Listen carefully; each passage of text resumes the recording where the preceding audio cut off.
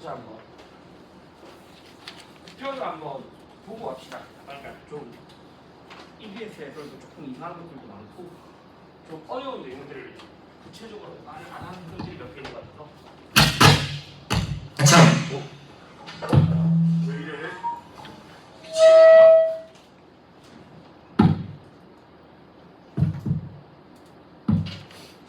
네, 그래서 같이 한번 봅시다.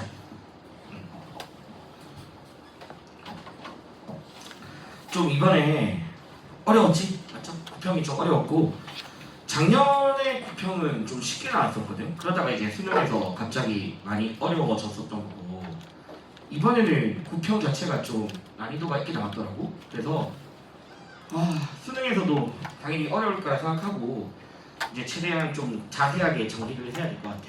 좀 비연계에서도 그러니까 좀 그렇게까지 자세하게 안 나오던 파트도 좀 어렵게 나왔으니까 같이 한번 봅시다. 혹시 구평 그거 필요하니?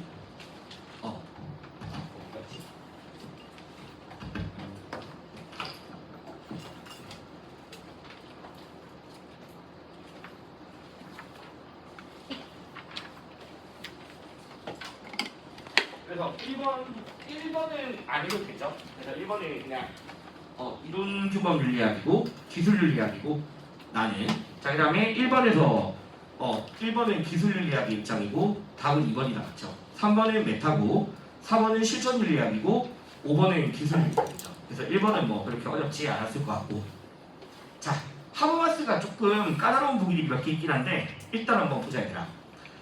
자 먼저 어쨌든 하버마스 입장에서는 담론 안에서 진리성, 정당성, 그 다음에 진실성 이런 것들을 바탕으로 해서 서로 간의 상호 주관성을 확인하는 거 요거 담론이라고 이야기한다 했거든. 맞죠? 그리고 담론의 타당성을 담론 참여자들의 만장일치를 통해서 정당화될 수 있는 거고 그래서 그런 것들이 하버마스의 기본 입장이었어. 그러면 1번부터 한번 보자 얘들아.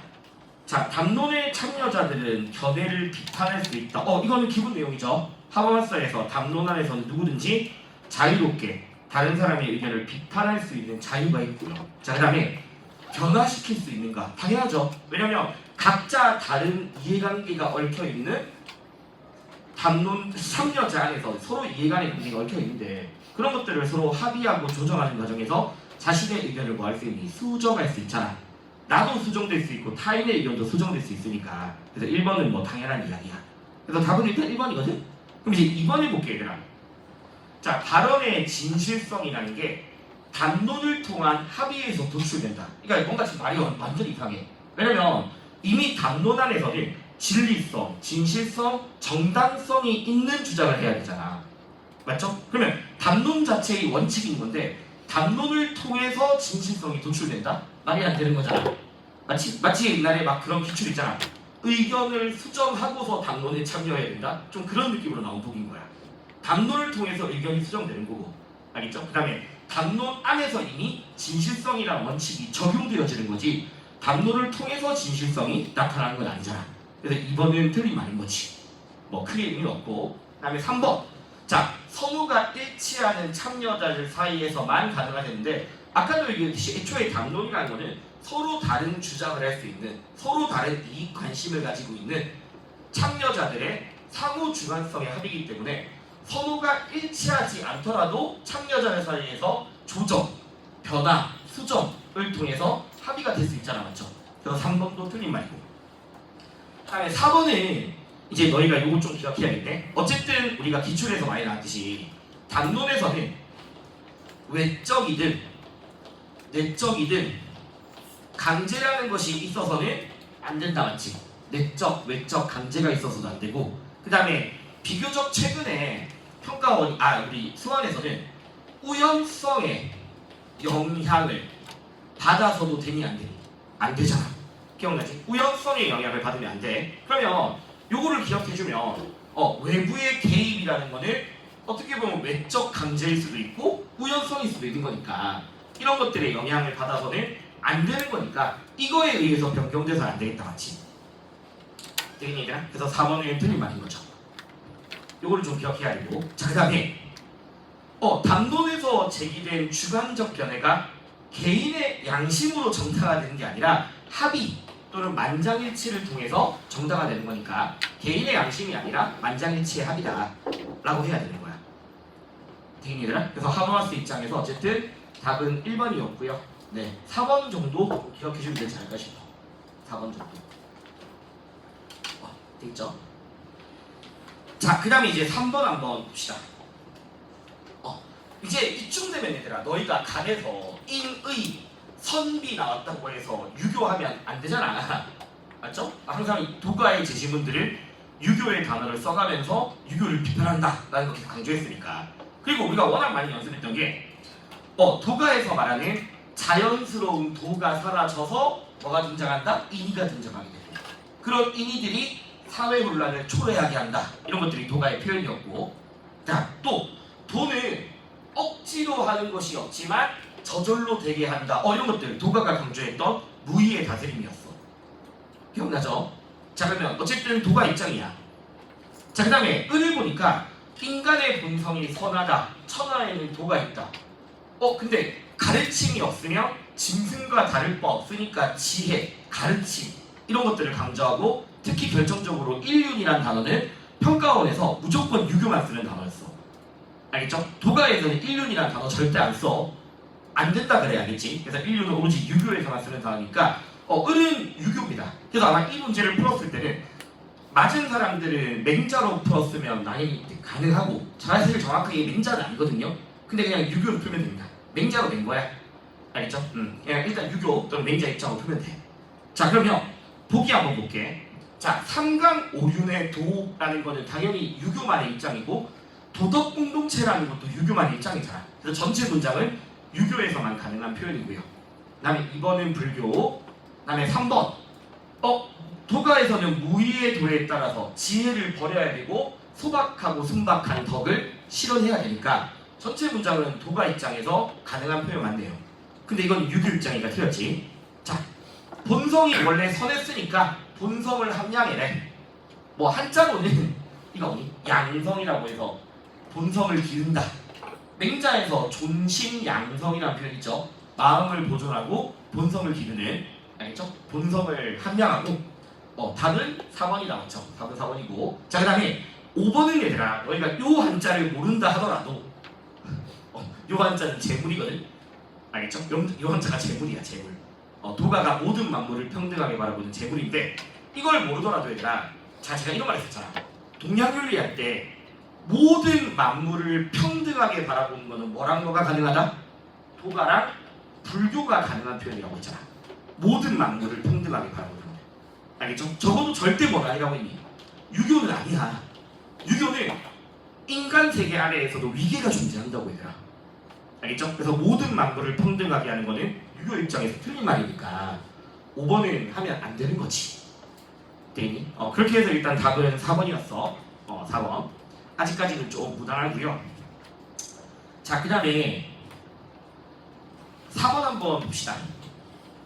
자, 일단 이것도 우리가 평소에 많이 이야기했던 거죠. 그래서 아마 많이 풀어본 사람들은 바로 직관적으로 맥킨타이어다라는 거 알 거고요. 왜냐면 맥킨타이어는 자기가 속한 공동체 안에서 도덕적 정체성 또는 도덕적 의무가 비롯된다 라고 했던 공동체주의 사상가이드. 반면에 이제 을은 칸트네 맞지? 그래서 의무에서 비롯되었는가에 달려있다라는 칸트의 입장이야. 되겠니들아? 그 다음에 미리 참고로 말할게. 자, 인간은 보편적 법칙이 될 수 있는 행위의 준칙을 스스로 세울 수 있다. 그게 가능한 이유, 요까지.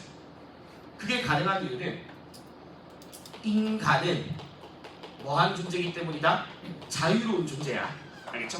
인간은 자유로운 존재이기 때문에 스스로 도덕 법칙을 정립할 수 있고 스스로 옳다고 여기고 따를 수 있는 자율성을 가진 존재야. 그런 것들은 전부 다 인간의 자유라는 이념에서 비롯되는 거야. 인간의 자유. 근데 요거 하는 이야기는 나중에 미적 판단에 그래. 그래서 일단 인간의 자유가 전제된 활동. 되겠죠? 자, 그 다음에 그럼 이제 밑에 한번 볼게 얘들아. 그리고 요것도 한 번만 더 이야기하자. 제가 칸트 하면서 좀 심한 개념으로 강조했던 게 있어. 왜 너희 내가 생윤이랑 윤사는 이제 별 차이가 없다고 이야기하면서 칸트 하면서 왜 요즘에 생일에서 잘 나온 제시문이라고. 신, 인간 모두 뭐에 적용을 받는다. 똑같이 공통적으로 도덕 법칙에 적용을 받아. 일단 알겠죠? 신과 인간 모두 도덕 법칙에 적용을 받거든. 그런데 칸트에게서 신은 순수하게 뭐이기만 한 존재니, 순수하게 이성적이기만 한 존재야. 알겠죠? 그 다음에 인간은 이성도 가지고 있지만 동시에 본능적인 또는 본성에 따르는 경향성을 가지기도 해. 맞죠? 그리고 그 경향성으로 인해서 인간은 신과 달리 뭘 행할 수도 있다? 악을 할 수도 있는 존재야. 그래서 인간은 유한한 존재라고 한다 했거든. 그래서 내가 너희한테 했던 이야기가 신과 인간 모두 도덕법칙을 따라. 근데 그 도덕법칙을 의무로서 여기거나 같은 말 강제로서 여기는 건 오로지 누구에만 해야 된다? 이거는 인간한테만 해야 돼. 신은 절대선이고 순수하게 이성적이기만 하니까 신이 악을 행하진 않는다고. 신한테는 그게 본성이고 신성의 법칙이야. 반면에 인간에게는 이런 유한한 존재이기 때문에, 알겠죠? 인간에게 도덕적 의무, 강제라는 거는 이건 오로지 누구에게만? 유한한 존재인 인간에게만 적용된다. 이건 좀 기억하라고 했었고. 근데 요거에 활용된 게 오히려 어디서 나왔냐면 미적인 판단에 나왔어 이번에. 예술관에서. 기억나죠? 이거 많이 이야기했던 거긴 해. 그래서 일단 요거 칸트 입장 맞죠? 자 그럼 이제 보기 볼게. 모든 공동체에 적용 가능한 행위만을 습관화해야 된다고 나와 있는데, 이것도 이제 확실히 아닌 걸 계속 이야기했었거든. 애초에 이건 맥킨타이어 입장이 될 수가 없는 이유가 뭐가 틀렸냐? 모든 공동체에 적용 가능한 행위 이거 자체가 이미 맥킨타이어한테 성립될 수가 없어. 왜냐면 제가 기존의 칸트나 공리주의는 전부 다 보편적 도덕을 강조하잖아. 보편적 도덕을. 근데 맥킨타이어는 덕이라는 거는 각자가 속한 공동체가 가지는 역사, 전통 또는 관행에 따라서 나타나는 거고, 그렇기 때문에 맥킨타이어에게서 덕이란 공동체마다 다 다르기 때문에 뭐하지 않다? 보편적이지 않다. 알겠죠? 그래서 맥킨타이어는 보편적인 도덕이 아니라 특수한 공동체의 역사에서 비롯되는 상대적인 덕을 강조했던 사람이잖아. 그래서 1번은 이미 맥킨타이어 입장에서 틀린 말인 거야. 되겠지 얘들아? 그래서 1번은 그냥 바로 틀렸고, 맥킨타이어 당연히 아리스토텔레스와 같이 소유하는 것뿐만 아니라 뭐 해야 되니? 실천, 발휘, 맞죠? 발휘함으로써 공동에서는 실현할 수 있겠지. 그래서 답은 일단 2번이거든. 자 그러면 3번 볼게. 이것도 워낙 많이 했어요. 자 준칙에 따른 행위야. 그러면 준칙이라는 거는 뭐에 불과하다? 일단은 개인적인 규칙에 불과해. 근데 이 준칙이 뭐 되어지면 보편화되어진다면 그 준칙에 따른 행위는 뭐가 될 수 있다? 도덕적 행위가 될 수 있다. 맞죠? 만약에 보편화되지 않는다면 당연히 도덕적이지 않겠지만 준칙이 보편화되어진다면 도덕적 행위가 될 수 있으니까 칸트 입장에서 틀린 말인 거지. 자 그리고 이거 하면서 한 번만 더 이야기하자. 재작년수는 칸트에 따르면 의지의 준칙이 뭐와 뭐가 조화를 이룰 때 그 의지는 전적으로 선한지라고 이야기해요. 그때 의지는 전적으로 선한지야. 이건 재작년수는 제시문이 아니라 의지의 준칙이 뭐와 뭐가 조화를 이룰 때, 의지의 준칙이 자율성과 맞죠? 그 다음에 필연성의 조화를 이룰 때, 이 표현 기억하라고 했어. 이건 이미 쓰는 제시문이잖아. 그 의지의 준칙이 자율성과 필연성과 조화를 이룬다면 그때는 전적으로 선한 의지가 된다. 맞죠? 그럼 이제 내가 만약에 이수능 선제를 변할 거면 의지의 준칙이 전적으로 선할 경우가 있는가라고 이야기할 거야. 그럼 되니 안 되니? 되잖아. 자율성과 필요성의 법칙이 조화를 이룬다면, 알겠죠? 그때는 무조건적으로 전적으로 선화인식가 되는 거니까. 그래서 이런 경우도 좀 기억을 해야 되는 거고. 오케이. 이거 됐죠? 그다음에 이제 4번은 얘가 워낙 많이 했어. 의무에 부합하는 모든 행위가 도덕적일 수밖에 없다. 말도 안 돼, 맞지? 왜냐면 경향성에서 비롯된 행위가 뭐에 부합하면? 의무에 부합한다면. 이거는 도덕적 가치가 없어. 그럼 또 바꾸자. 또 바꾸자, 얘들아. 도덕적 행위일 수밖에 없는 거는 뭐로부터 비롯된다면? 의무로부터 비롯된다면. 맞죠? 그래서 칸트에 따르면 만약 이게 의무로부터 비롯된 것이라면 그때는 도덕적일 수밖에 없어. 그게 필연적인 거야.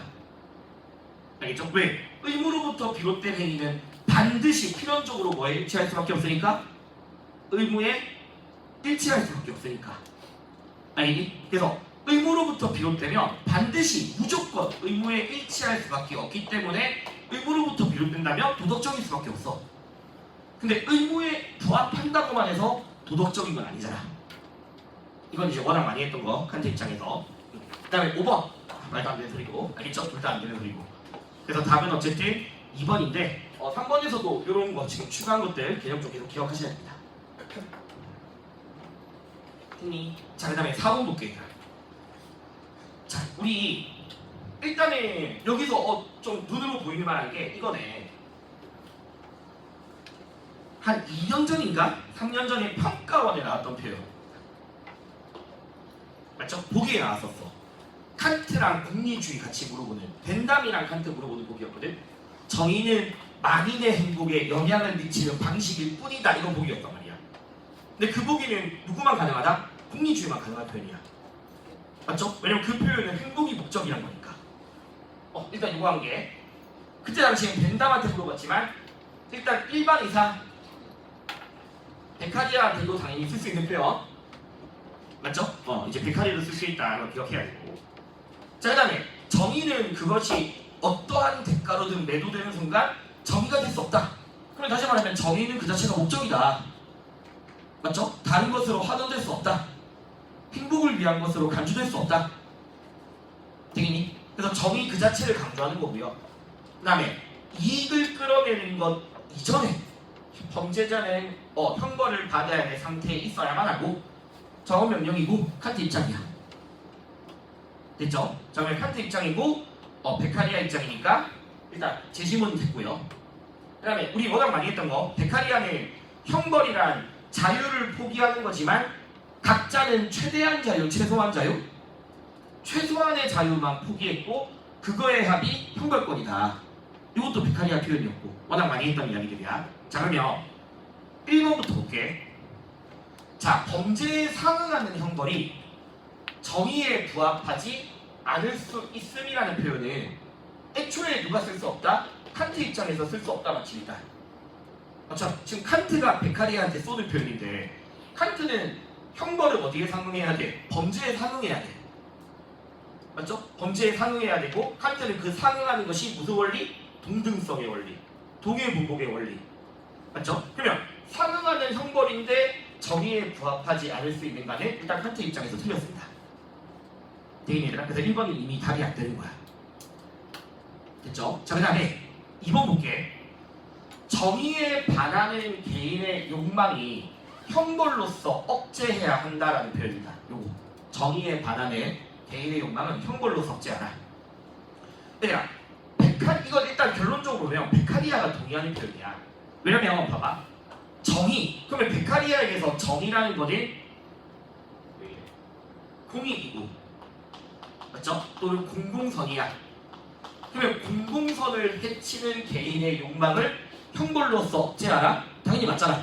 베카리아 입장에서. 왜냐면 얘들아, 베카리아 같은 공리주의자들이 워낙 많이 있다. 형벌은 물론 범죄자를 교화시키는 수단도 있지만 동시에 일반인들에게 뭘 갖게 하는 거? 두려움을 갖게 하는 거. 맞죠? 이것도 공리주의가 말하는 형벌의 목적이고, 이런 것들이 전부 다 형벌에 뭘 위한 거다? 형벌의 예방이라는 목적을 위한 거잖아. 맞죠? 그래서 일반인에게 본보기가 되어지고 일반인에게 두려움이 되어져서 저런 행동하면 안 되겠다를 갖게 하는 거잖아. 그러니까 결국 공익을 해치게 하는 개인의 욕망을 형벌로서 억제하는 거는 당연히 베카리아나 공리주의 입장에서 가능한 표현인 거지. 되겠니? 그래서 오히려 베카리아가 동의하는 표현입니다. 베카리아가 동의하는 표현. 되겠죠? 그럼 이건 일종의 본보기다 뜻이야. 본보기다. 자, 그 다음에 3번 볼게. 자, 형벌은 시민에게 두려움을 주어야지만 정의에 부합합니다. 라는 표현은 또 마찬가지로 누가 동의하니? 베카리아가 동의하겠네. 맞죠? 왜냐면 일반인들에게 두려움을 더해주잖아. 얘들아, 너희가 혹시나 해서 3번을 두려움만 이것뿐만 아니라 범죄자를 교화해야지 정의에 부합하는 거 아닌가 이렇게 생각할 수도 있어. 근데 지금 여기서는 형벌의 시민에게만 두려움을 준다 이 말이 아니잖아. 이해되겠니? 두려움을 주지 않으면 정의에 부합할 수 없는 거잖아. 두려움을 줘야지 정의에 부합할 수 있는 거니까. 알겠죠? 물론 시민에게 두려움을 주는 것만으로 정의에 부합한다는 아니지만 이거 없이 정의에 부합할 수 없습니다. 당연히 공리주의자들. 그러니까 당연히 3번도 공리주의가 동의를 해야 돼. 자, 그 다음에 얘들아 4번. 자, 일단 여기서 중요하게 공리를 해치려는 이건 아무 의미 없어 얘들아. 아무 의미 없어. 기출에서 워낙 많이 나왔듯이 공리주의자들에게서 범죄의 경중은 의도에 따라 판단되니 행위가 일으킨 사회적 해악에 따르는 거니. 사회적 해악에 따르는 것이 의도를 고려하지 않잖아.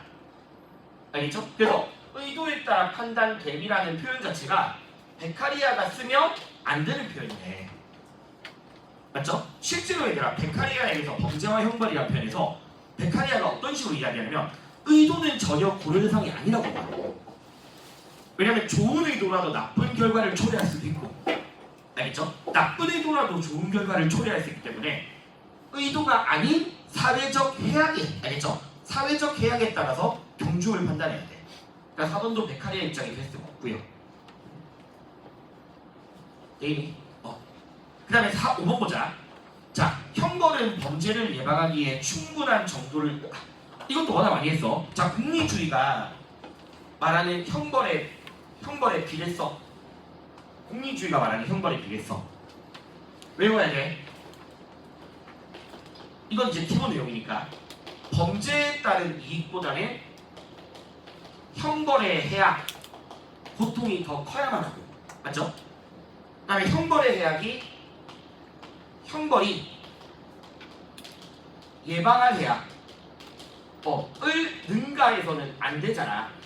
맞죠? 형벌이 예방할 해악을 능가하지 않도록 해야 되죠. 만약에 내가 이렇게 되면 예방할 해악보다 더 큰 고통이 되니까 이건 과도한 고통이라서, 알겠죠? 이거는 비례성에 어긋나는 거고. 그리고 5번 기억하면 충분한 정도를 능가하게 되면 이건 과도한 고통이 되는 거니까 공리주의자 입장에서 정의롭지 않은 거겠지. 그래서 베카리아 입장에서 틀린 말인 거야. 틀린 말. 그래서 답은 일단 이것도 3번이야. 알겠죠? 무난하잖아 아직까지 형벌도 그렇게 어렵지 않았거든 얘들아. 자, 그 다음에 6번에 얘들아 제발 에리 프롬 이런 사람들은 제시문을 꼭 봐. 이거 틀린 사람들은 제시문 안 봐서 틀린 거니까 제발 제시문 봐야 돼. 보자. 사랑이란 실존 문제에서 시작해야 되고, 문제는 1부터 기다립니다. 제가 기출할 때 계속 강조했던 게 에리 프롬은 사랑이라는 거를 상대방과의 합의이면서 자기의 개성을 유지하는 분리된 상태, 이렇게 표현을 하는 게 또 에릭 프롬의 입장이거든. 맞죠? 상대방과의 합의를 지향하지만 동시에 자신의 독립성을 유지하는, 알겠죠? 이 두 가지를 동시에 가지는 게 에릭 프롬의 사랑이고. 자, 그 다음 밑에 보니까 그래서 어쨌든 분리된 고립 유발하고 실초를 위협하고, 이 정답은 인간 사이에서 합의를 해서 찾을 수 있고, 합의를 하고자 하는 욕망이 가장 근본적인 열정이고 유지하게 한다. 근데 모든 합의이 성숙한 사람은 또 아니래. 모든 합의. 그래서 맨 마지막에 보니까 또 봐봐. 상대를 상대를 자기에게 속한 일부로 여기는 방식의 합의. 그러니까 A+는 존재 자체를 인정해야 되지 소유지향적인 사람이 되면 안 되잖아. 근데 상대를 자기에게 속한 일부로 여기는 방식의 합일이라고 나와 있어. 그러면 소유하는 것도 일종의 뭐다? 합일은 합일이다. 근데 그 합일이 미성숙한 사람이라고 이야기하고 있고요. 여기서 또 보기한 게 있었잖아. 그럼 일단 얘들아 봐봐. 1번에 보면 성숙한 사람은 인간의 욕망과 열정에서 나올 수 없다라고 했는데 타인과 합의하려는 욕망이 가장 근본적 열정이라고 했으니까 1번은 틀린 말이네. 맞죠? 그 다음에 2번 소유하는 방식으로는 어떠한 합의도 불가능하다가 틀렸죠? 이것도 합의는 합의야. 다만 미성숙한 사람일 뿐인 거지. 그래서 2번도 틀린 말이고 3번 이건 바로 그냥 X가 맞죠? 불가능하다 X고 사랑하지 않는다면 인간다움 실현이 불가능하다. 그렇네 얘들아. 맞죠? 맨 마지막에 있잖아. 사랑이 없으면 인간성은 하나도 존재할 수 없다고. 답은 4번이거든 얘들아. 답은 4번이고 뭐 5번은 그냥 그럴 거 없으니까 넘어가고. 그러니까 아마 이거 답 틀린 사람들은 2번 체크한 사람들 아마 꽤 많겠네요. 그런 거 같던데 보기 보니까. 어쨌든 제시문을 꼭 봐라. 알겠지? 제시문을 꼭 봐라. 자 그 다음에 이제 7번. 7번은 얘들아 제가 좀 미안한 거 하나 있어. 의식 옛날에 개념 몇 번 할 때 의식주의에서 야 의는 안 나와 무조건 식만 나와 막 이런 얘기 하면서 근데 이제 어쨌든 유교에서는 먹는 것도 뭐다? 수양이다. 알겠지? 그 옷 입는 것도 당연히 수양이에요.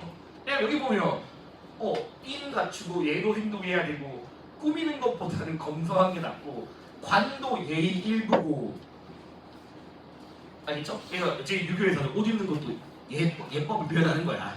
예법을 표현하는 거고. 그럼 이제 기억은 맞는 말이죠. 맞는 말이고 니은은 형편에 따라서 예에 맞게 갖추어요. 당연하네. 근데 디귿은 얘들아 예의 근본은 경건한 내면 이거 말도 안 되잖아. 그리고 제가 한번 이런 얘기 했어요. 유교는요.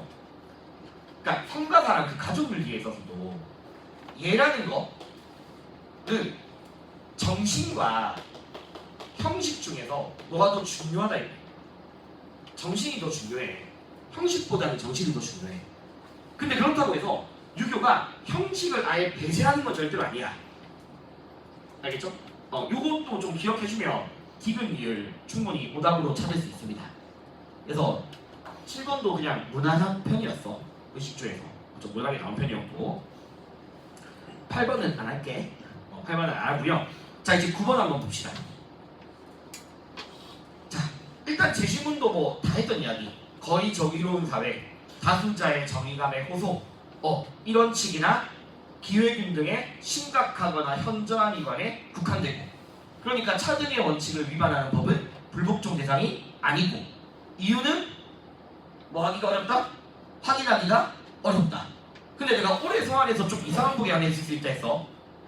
올해 소환해서 어떤 식의 표현이 나왔었냐면 차등의 원칙이 평등한 자유를 심각하게 침해하지 않는 한에서는 시민불복종으로 뭐 될 수 없다? 거부될 수 없다. 그럼 그 말을 다시 말하면 평등한 자유를 위반하는 법이 동시에 평등한 자유나 기회균등까지도 심각하게 위반한다면 그때는 차등의 원칙을 위반하는 법이라도 대상이 될 수도 있다. 그 경우도 기억하라고 했어. 알겠죠? 같이 기억해야 되고. 자, 그 다음에 얘는 누가 얻으신 거죠? 자, 그러면 기억에서 얘들아 봐봐. 일단 합법적 권위. 자, 우리 놀스 입장에서 워낙 많이 나왔던 표현. 시민불복종은 합법적 민주적 권위에 대한 저항. 이런 얘기 했었지. 합법적 민주적 권위에 대한 저항이라고. 그러면 시민불복종이 결국 합법적 권위에 맞서는 의도적 불법 행위잖아. 맞죠? 롤스한테서는. 그러면 롤스한테서는 그게 시민불복종이니까 도덕적으로 정당화 될 수 있어. 도덕적으로나 정치적으로 정당화 될 수 있는 행위야. 되긴 얘들아? 자, 근데 내가 너희한테 이게 올해 처음으로 신우한테 맞냐 안 맞냐를 동시에 물어봤는데 저희가 이런 말 했었잖아. 그러니까 물론 신우의 원전에서 이런 표현 안 나온다고. 그러니까 이거는 어쨌든 평가원이 해석하는 표현이란 말이야. 그럼 내가 너희들한테 롤스가 말하는 이 합법적 권위에 맞선다라는 거는 전부가 비합법적이냐 합법적 이런 게 아니라 합법적인 절차에 따라서 법이 만들어지더라도 그 법에 대해서 뭐 할 수 있다? 불복종할 수 있다. 이렇게 이야기했었거든. 알겠죠? 그러니까 놀스가 말하는 시민불복종은 합법적 절차에 따라 만들어진 법이라도 불복종의 대상이 될 수 있다. 그러면 시로 입장에서도 합법적 절차에 따라 만들어진 법이라도 뭐 할 수 있다? 불복종도 할 수 있잖아. 알겠죠? 그래서 이거를 평가원에서는 시로도 가능한 표현 이렇게 한 거야 그냥. 이게 시로의 원조에서 이런 표현이 안 나온다고 얘들아. 그러니까 해석을 했을 때 문맥상 시로한테 가능하다 그럼 가능해야 돼 그냥. 알겠죠? 그래서 이거는 놀스뿐만 아니라 싱어도 가능한 표현으로 기억해주면 되고, 물론 그러면 일단 기억 잠시만 놔둬볼게. 자, 그 다음에 이해보자.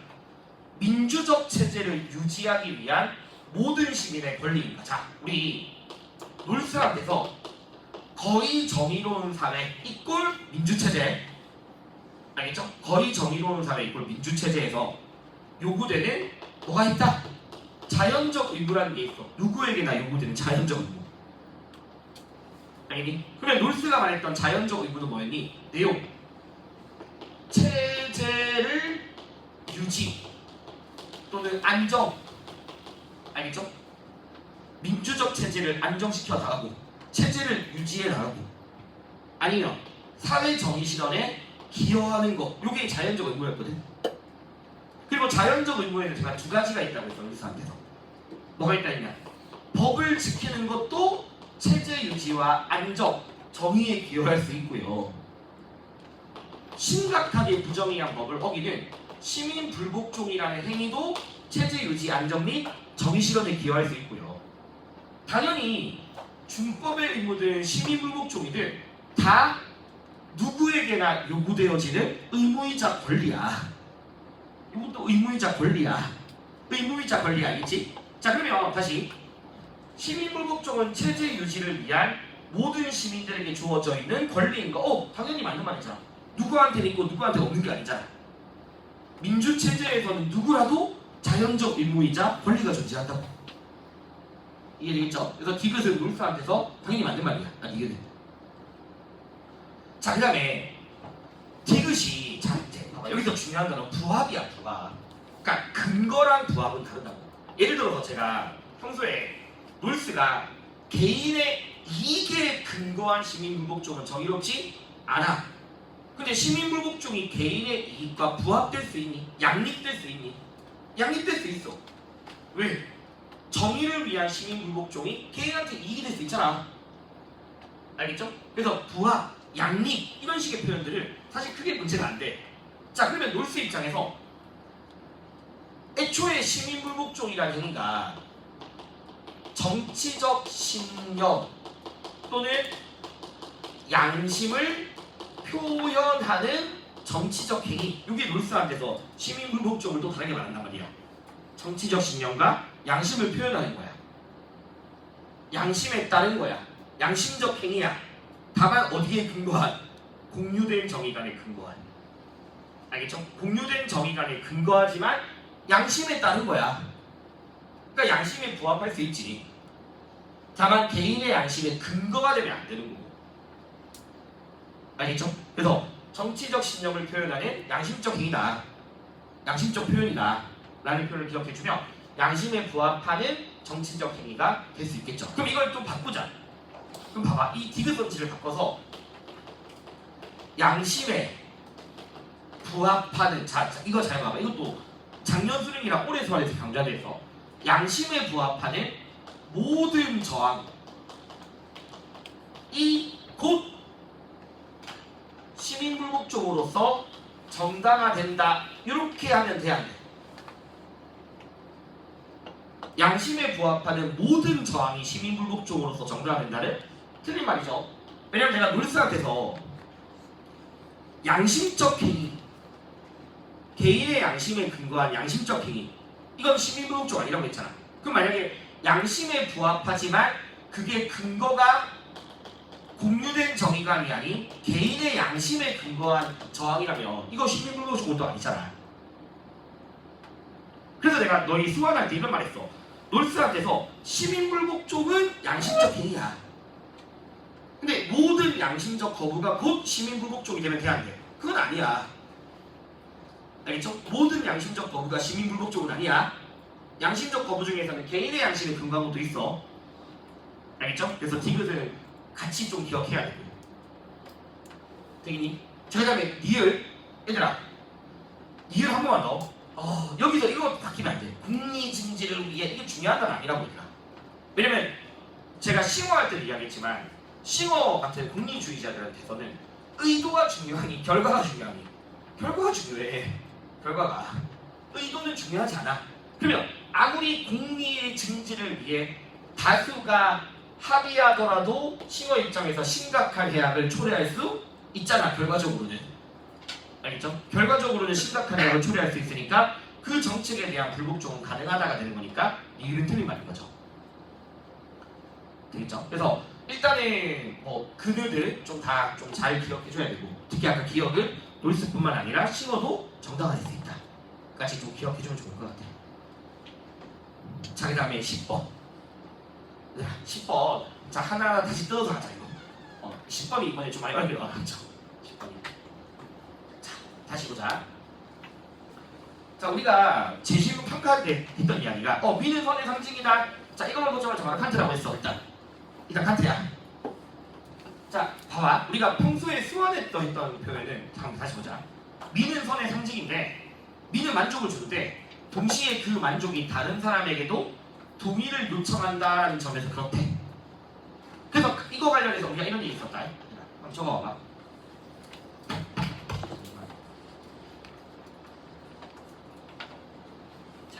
칸트에 따르면 제가 미적 판단은 자체는 주관적 판단이야. 맞지? 주관적 판단이야. 이성적이고 논리적 판단이 아니라 감성적 판단이야. 맞죠? 주관적이 감성적 판단이야. 자, 근데 내가 올해 계속 기출 이야기하면서 주관적 판단이지만 뭐에 대한 요구와 결합되어 있다? 보편성에 대한 요구와 결합되어 있다.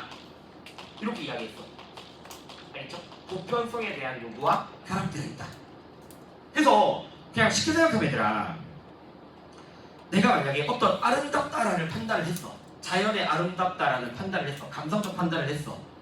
그리고 내가 너했잖아. 너희를 불러본다고. 나는 뭔가를 욕구하고 있는 거야. 자, 내가 이거에 대해서 아름답다라고 느꼈다면 적어도 영혼이 선한 인간들이라면 나랑 똑같이 이거 아름답다라고 느껴야 된다고. 알겠죠? 그래서 내가 칸트 입장에서는 내가 아름답다라고 느낀 판단이라면 그게 다른 사람도 그렇게 느껴야 한다는 것을 내가 기대하고 있는 거야. 암묵적으로. 이해되겠니 얘들아? 그게 바로 뭐다? 주관적 판단이지만 보편성에 대한 요구와 결합되어 있다고 표현한 거야. 그래서 미적 판단이 도덕 판단과 같이 뭘 가질 수 있다? 보편성을 가질 수 있다. 일단 되겠죠? 자, 그 다음에 또 다시 밑에 보자. 선은 이런 얘기 있잖아. 선은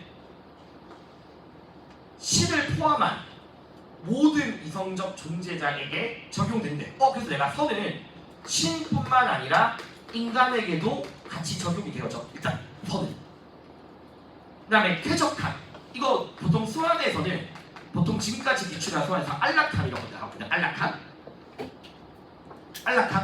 안락함이란 인간뿐만 아니라 이성이 없는 동물에게도 적용돼. 인간도 안락함을 느낄 수 있지만 동물도 안락함을 느낄 수 있어. 근데 내가 너희한테 막 계속 이거 외우라고 했잖아. 그렇지만 미적 즐거움, 미라고 하지 말고 미적 즐거움이라고. 미적 즐거움은 누구한테만 적용된다? 인간한테만 적용되는 거라고. 이거 기억하라고 했던 표현이야. 알겠죠? 인간은 동물이 느끼는 안락함도 가질 수 있어. 이성적이기만 한 신의 장들은 선도 누릴 수 있어. 근데 미적 즐거움은 오로지 인간에게만 적용되는 거야. 인간에게만. 여기까지. 자, 그 다음에 또 밑에 보자. 그래서 미적 이 세 가지 만족감 중 미에 대한 만족만이 어떤 것에도 무관심한 자유로운 만족이래. 그러면 이 말은 다시 말하면 어떤 것에도 무관심하다 이 표현은 얘들아 또 봐봐. 내가 금방 미적 판단이 다 써버릴게. 미적 판단이랑 도덕 판단에 있어서 형식적 유사함이 세 가지가 있다는 거 기억나지? 이건 기본 개념이야. 미적 판단과 도덕 판단의 형식적 유사함 세 가지를 정리해 보면 첫 번째, 둘 다 도덕뿐만 아니라 미적 판단도 뭐 될 수 있다? 보편화된다. 맞지? 그래서 보편화될 수 있다라는 점. 됐죠? 자, 그 다음에 도덕 판단뿐만 아니라 미적 판단 둘 다 이익과 손해 관심을 벗어난 활동이다. 이해관심과 무관하게 이루어진다. 그리고 아까 이야기했듯이 도덕 판단 가능한 이유 인간은 자유로운 존재이기 때문이야. 미적 판단 인간은 자유로운 존재이기 때문이다. 그래서 인간의 자유라는 것이 전제되어진 활동이야. 요 세 가지의 형식적 유사함이라고. 그럼 여기서 말하는 자 봐봐. 요 세 가지 중에서 미에 대한 만족감만이 어떤 것에도 무관심한 즉 이해, 이익과 손해 또는 도덕 등에 무관심한 거라고. 내가 너희들 있잖아. 칸트 안에서 미를 취한다는 거는 이익과 손에 개입되면 안 되고 거기에 도덕성 개입되면 안 되는 거라고. 알겠죠? 그래서 어떤 것에도 무관심한 자유로운 만족이야. 자, 그 다음에 이제 마지막 미적 판단은 모든 인간에 대한 타당성을 전제한다는 점에서 이거 알겠죠? 이 점에 있어서 논리적 판단과 유사하지만 판단 대상의 개념이 아닌 감정이 규정한다. 이 표현이 좀 이상하게 나와서 개념이 아닌 감정이 규정한다. 그럼 요거를 제가 설명해주면 요거 뭔 얘기냐면 얘들아 너희가 미적인 판단을 함에 있어서 칸트가 미적인 판단을 할 때 자연이 아름답다라고 판단할 때 이 꽃이 되게 아름답다고 판단할 때 예를 들어서 이 꽃이 아름다운데 이 꽃이 어떤 종류인지 어떤 예를 들어서야 어떤 계절에 피는지 그런 거 생각하니? 그게 아니라고 얘들아. 그런 개념이 없더라도 그냥 아름답다라는 감정에 따른 거라고. 감정에 따른 거. 어떤 개념에서 비롯되는 게 아니라. 알겠죠? 그 아름다움에 대한 개념에서 비롯되는 게 아니라고. 이런 게 아니라고. 그냥 아름다움이라는 그 감정에 따른 거라고. 요 표현이 지금 나온 거야. 개념에 대한 규정 없이라는 말은. 이해되겠지 얘들아?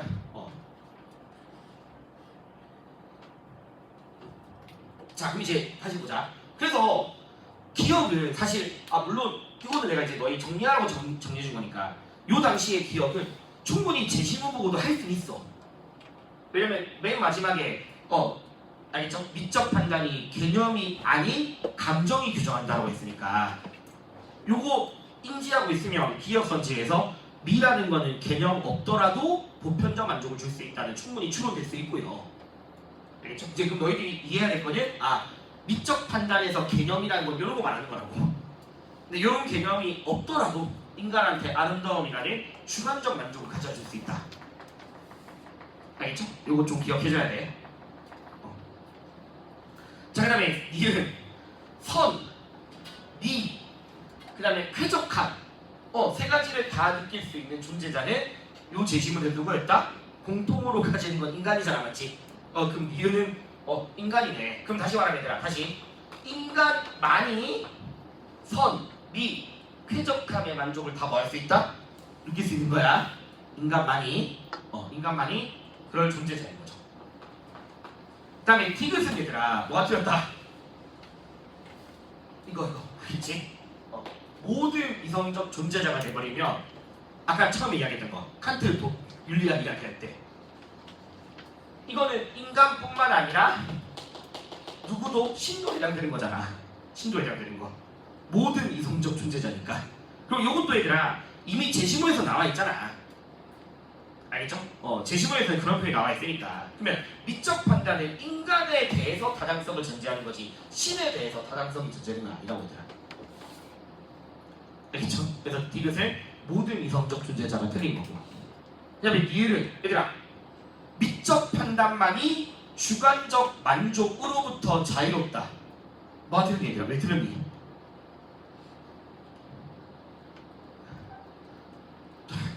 도덕 판단도 뭐 되어진다? 보편화되는 거잖아.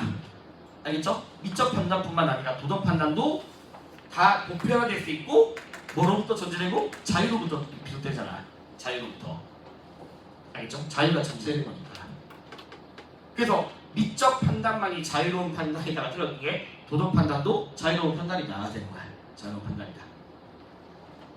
그래서 칸트가 조금 어렵게 나오긴 했어요, 얘들아. 어렵게 나오긴 했는데 요거 지금 다 하나하나 정리해드리면 또 완벽하게 좀 알고 있어줘야 돼.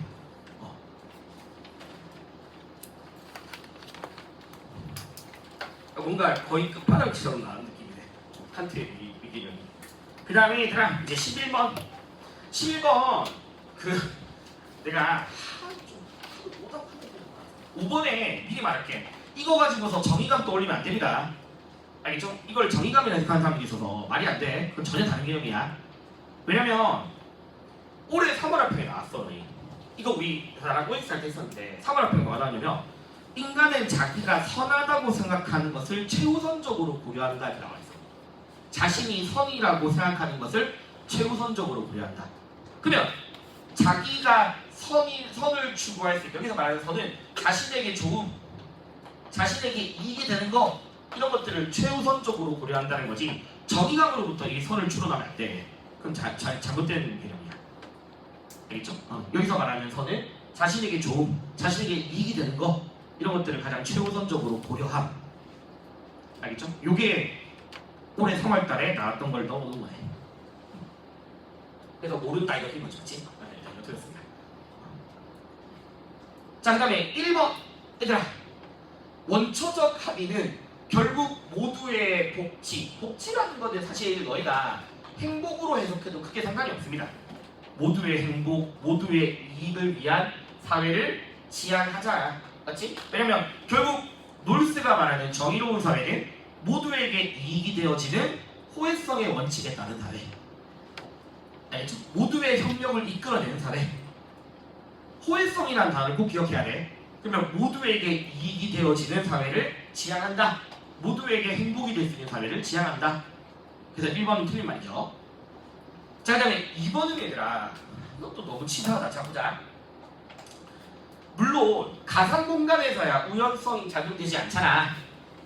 맞지? 가상 공간에서 우연성이 작용되지 않지만 정의로운 사회야. 사회. 정의로운 사회야. 그러면 정의로운 사회에서는 우연성에 따른 이익을 모두에게 혜택이 되도록 하는 거잖아. 이게 차등의 원칙의 내용이잖아. 맞죠? 우연성에 따른 이익을 함께 나누어 가지는 거고 모두에게 혜택이 되도록 하는 거고 정의로운 사회 자체에서 우연성을 배제할 수 없잖아. 맞죠? 정의로운 사회에서 우연성을 제거할 수 없으니까 차등의 원칙은 우연성에 따른 영향을 최소화시키는 거고 이런 것들이 놀스가 말했던 거지. 우연성을 배제시켜버리는 게 아니지. 배제시킬 수도 없고. 되겠죠? 그래서 우연성이 작용하지 않는다는 틀렸네. 천부적 재능과 같은 우연성으로부터 따르는 이익을 나누어 갖는다. 모두에게 혜택이 되도록 한다. 이런 것들이 놀스 입장에서 정의로운 사회니까 2번은 또 틀린 말이에요. 3번 기계적으로 기억해야 돼. 얘들아 원초적 입장에서 합의되어진 정의의 원칙의 1차적 주제. 이거 정의의 1차적 주제. 좀만 보자. 정의의 1차적 주제. 사회의 기본 구조, 제도의 바탕이 되어져서 기억나니? 정의의 1차적 주제. 사회 기본 구조나 제도의 바탕이 되어져서 개인으로 하여금 권리라던가 의무를 부여하고 사회적 이익을 적절하게 분배하는 원칙. 요게 정의의 1차적 주제에 대한 내용이었잖아. 알겠죠? 이것도 기출이야. 기출국이야. 알겠죠? 기본 구조와 제도의 바탕이 되어져서 사람들에게 권리 의무를 부여하고 사회적 이익을 적절하게 분배하는 원칙. 그러면 3번에서 기본 구조의 원칙을 합의하는 거잖아. 3번은 틀렸지 그러니까. 됐죠? 그 다음에 4번은 이것도 너희가 그러니까 정확하게 해야 돼. 말장난. 얘들아 봐봐. 그러니까 롤스에 말한 롤스에 따르는 이건 옆에 쓸게. 그러니까 순수 절차적 정의라는 것이 그냥 기계적으로 단순하게 이거 결과에 대한 기준 없고 공정한 절차만 존재. 그러니까 이거는 그냥 필기용인 거고 문장 전체를 계속 기억해야 된다. 그러니까 순수 절차적 정의는 다시 말하면 결과를 판단하는 독립적 기준이 없더라도 없이 알겠죠? 결과를 판단할 수 있는 독립적 기준이 없이 공정한 절차만으로 결과적인 공정성을 보장. 요게 절차적 정의의 기본 뜻이잖아. 알겠죠? 결과를 판단하는 기준이 없이 공정한 절차가 존재하는 것만으로 결과의 공정성을 보장해주는 원칙이야. 결과의 공정함을 보장하는 거야. 그러면 4번 보기에서 순수 절차적 정의에는 분배 결과가 정의로운지를 판단할 근거가 있네. 그게 바로 뭐야? 공정한 절차. 알겠죠? 결과의 정의로움을 판단할 근거가 있어. 공정한 절차야 이게. 그래서 왜 몇 년 작년인가 나왔던 표현에서도 절차가 공정한 것에 대한 결과를 조정할 근거가 없다 뭐 이렇게 나왔었던 감이 있었잖아. 알겠죠? 그래서 요게 놀스의 순수 절차적 정의입니다. 그리고 5번 아까 말씀드렸듯이 꼭 기억해야 돼. 가상 공간에서는 누구나 자신이 선을 추구할 수 있는 존재다라는 것이 이미 가정되어 있는 상태야. 알겠죠? 가정되어 있는 상태. 그래서 답은 4번이죠. 맞죠? 4번. 자, 그 다음에 이제 요거는 좀 쉽네요. 12번. 조금만 쉬었다 가자. 부평이니까 좀 중요하니까. 야, 이거는 쉽네요. 뭐 갑에서는 뭐냐 이거 유교네. 맞죠? 유교 입장이고 유교는 부모님에 대한 이런 상장례를 통해서도 인의의 도덕을 실현할 수 있잖아. 그래서 유교 입장이고 그 다음에 을은 불교죠. 맞죠? 네. 별거 아니고 제 질문. 자, 그러면 1번. 자, 당연히 유교는 피할 수 없지만 애도해야 된다. 맞는 말이고. 자, 2번은 얘들아 뭔가 좀 이상하지만 공작. 삶을 제대로 알지 못하면서 어떻게 죽음에 관심을 갖고를 하냐. 내세에 대해서 관심을 가지려고 하지 말고, 알겠죠? 내세에 대한 관심을 가지지 말고 오로지 현세에서의 삶을 더욱더 중요하게 생각해라. 이거 공제 입장이잖아. 맞지? 그럼 이제 이번 보기 다시 보면 내세를 알지 못하면서 삶을 알려고 해서는 안 된다. 틀렸죠? 맞죠? 이 말은 야 내세를 알아야지 내세를 아는 게 중요해 이 말인 거잖아. 근데 전혀 공자 입장과 거리가 멀지. 알겠죠? 내세를 알려고 하는 것보다 삶을 더 알려고 해야 돼. 그래서 이번에 틀린 말이고.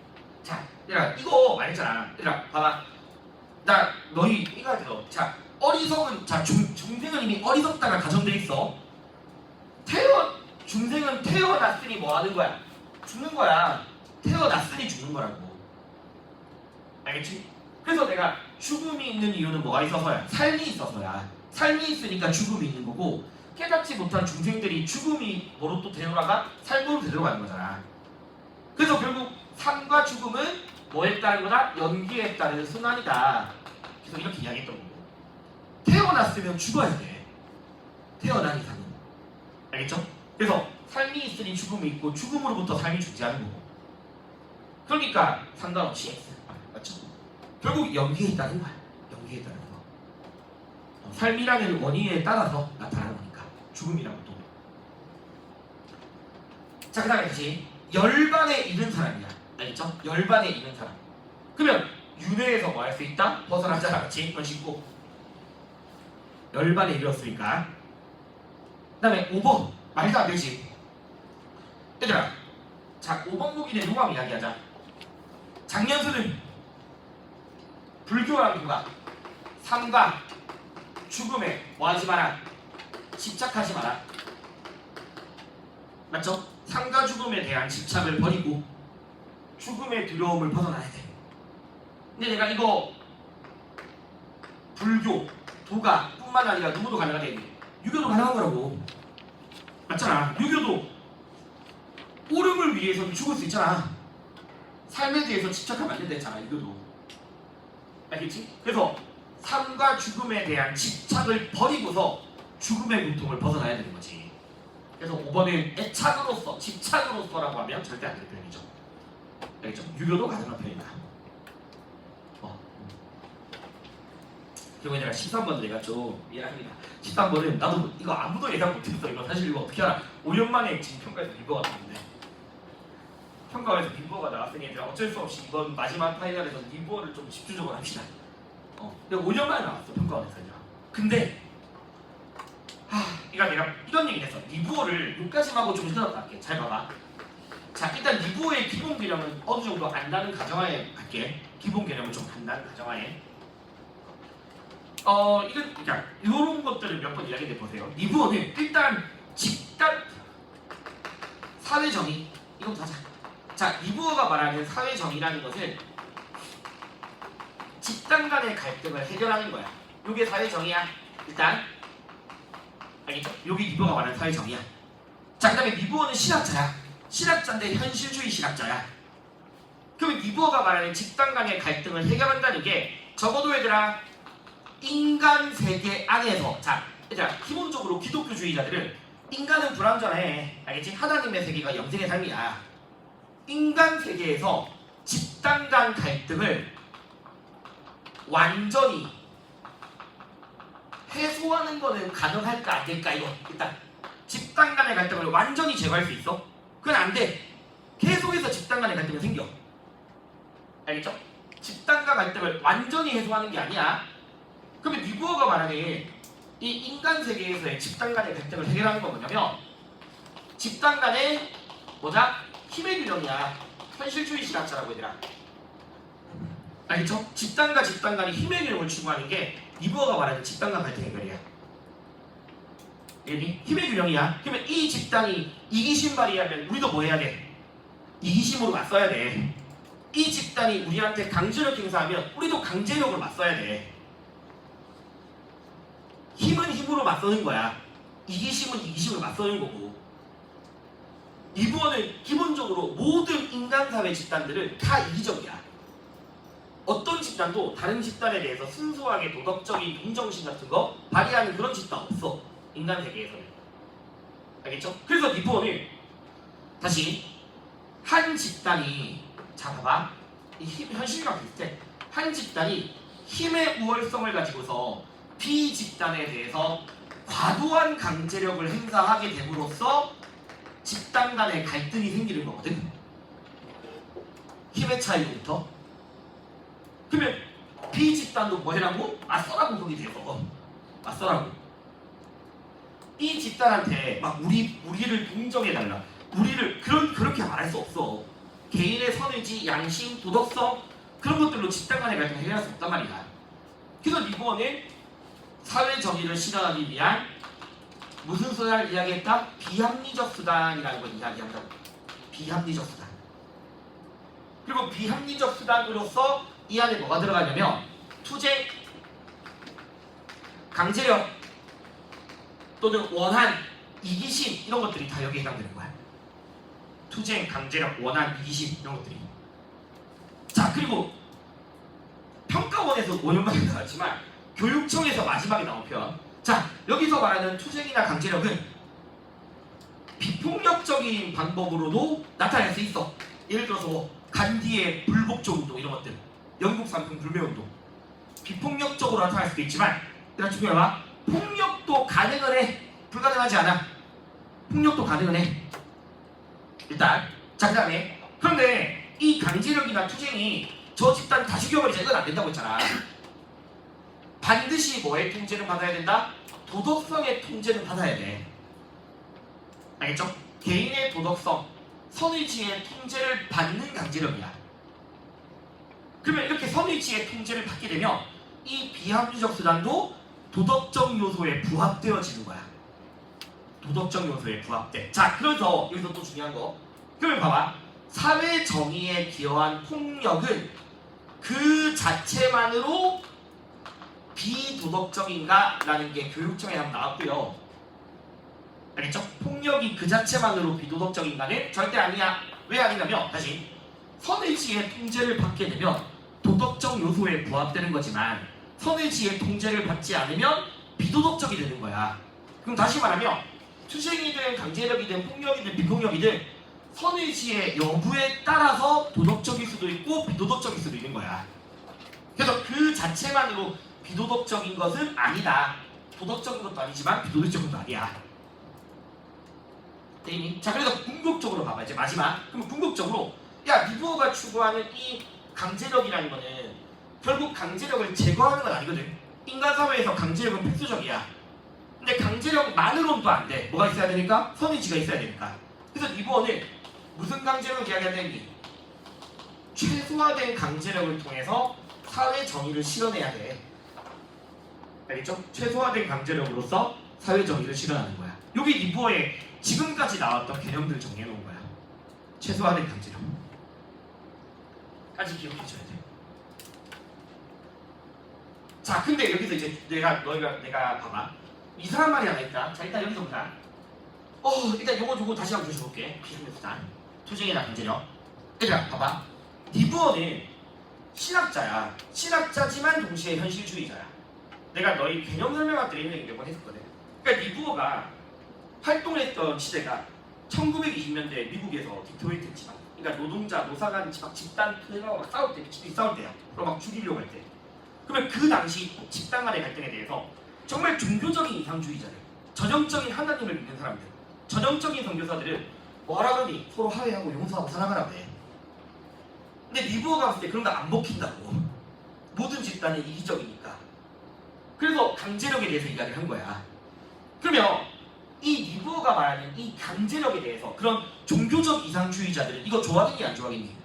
안 좋아한다고요. 그런 사람들은.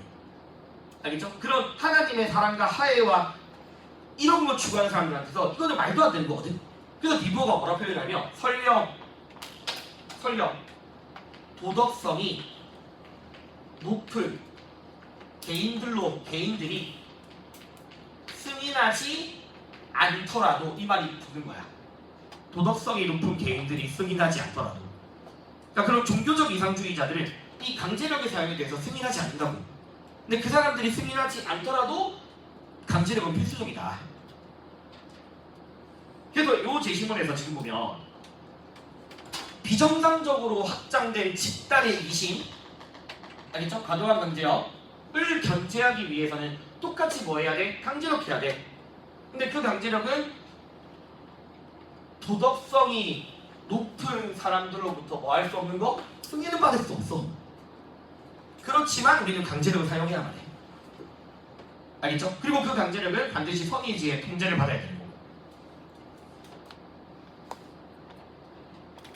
누가 재밌는 얘기라? 그럼 리버 입장? 제가 이제 보기 해볼게. 자, 강제력이 본질적으로 아니야. 이건 이미 위에 제시고도 나와 있어. 그렇게 본질적으로 악한 거는 악의지고, 맞죠? 본질적으로 선한 건 선의지밖에 없다. 여기 또 하나 더. 그 자체로 뭐 아니야? 악은 아니야. 알겠죠? 그래서 1번은 틀렸고요. 자, 이기심은 이기심으로서 견제가 되는 거야. 이기심은 이기심으로서. 자, 리버는 결국 정의를 실현하기 위한 강제력을 사용하되 개인의 양심이라든가 도덕성을 뭐하면서 결합했죠. 그래서 리버는 뭘 추구하니? 사회의 도덕과 개인 도덕을 조화시키고자 했던 사람인 거고. 조화시키고자 했던 사람인 거고. 4번? 최소한의 문제는 4번. 맞죠? 그리고 5번. 얘들아, 상식적으로 강제력 자체가 목적이니 정의가 목적이니 정의가 목적이잖아. 알겠지? 강제력은 정의를 위한 수단이지 강제력 그 자체가 목적은 아니잖아. 그러니까 5번에서 도구가 될 수 있다. 알겠죠? 정의를 위한 도구가 될 수 있는 거지.